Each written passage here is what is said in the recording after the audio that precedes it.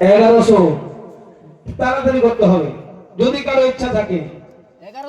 1101 1102 2100 member sir 2101 2102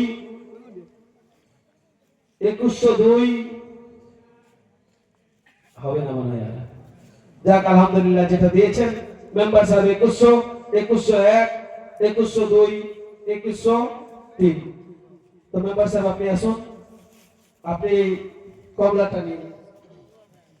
সুবহানাল্লাহ আলহামদুলিল্লাহ। যা হোক আপনারা অনেক সাথ দিলেন, আপনারা হুজুরের হাত দিয়ে যে জিনিসটাকে নিলেন অবশ্যই আপনি এটা ইরাদা রাখবেন যে আপনার বাড়িতে যদি কোনো মরিজ থাকে, কেউ অসুস্থ আছে, অসুস্থ ব্যক্তি থাকে, আপনি নিয়তটাকে সঠিক করে এই কমলা বা আপেল ওই অসুস্থ ব্যক্তিকে খাওয়াবেন।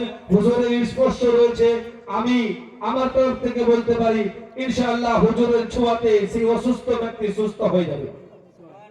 এটা ইরাদা বিশ্বাস রাখতে হবে, ইনশাআল্লাহ সুস্থ হবে যেহেতু হুজুর স্পর্শ করেছেন।